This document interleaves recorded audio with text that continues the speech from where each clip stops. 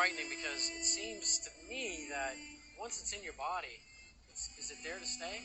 Yes. You can't get it out. You can cut some of the harm by mitigating the damage and avoid it like the plague, but you really can't get it out because it's stuck in your bones. And that's why you have all the skeletal symptoms, the joint pain, the arthritis, and all that stuff. The first signs that fluoride is poisoning your bones is pains in the joints, stiffness in the joints, pains in the bones. Well, you go to the doctor with pain in a joint, he said, oh, you got arthritis. Well, arthritis, joint, arthritis, pain, oh, okay, joint pain. So we got somebody speaking to us in Latin, oh, you got joint pain, super duper.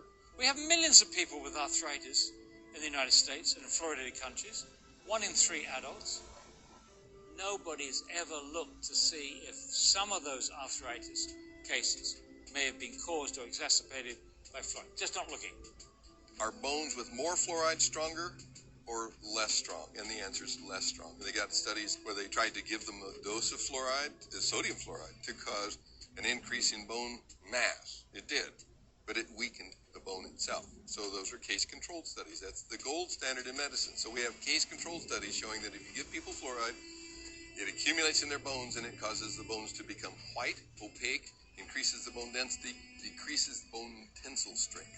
And they actually took bone that was removed from people for the purpose of replacing a joint or a hip, put it in a little device here where you put a weight on there and snap it, and they showed that the more fluoride in the bone, the quicker it snaps. If you ever wonder, how come everybody has hip replacements, knee replacements? I mean, you can go on and on.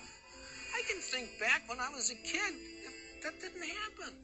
You didn't see all these crippled people. I mean, you saw a few, but it wasn't common. I mean, how does it end up in our bones? Is that where our body just finds? It's calcium-rich tissue, so your body parks it there because it's got to dispose of it some way, otherwise it would kill you.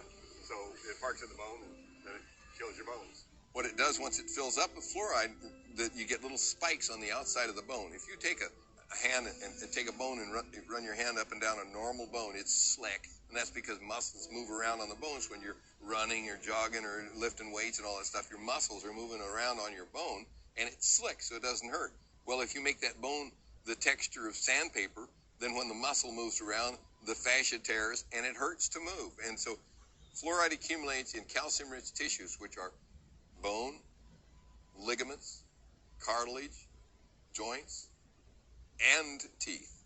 So you have to look at this as if you have a lifetime body burden, and the less you're exposed to, the longer you can go before you develop symptoms.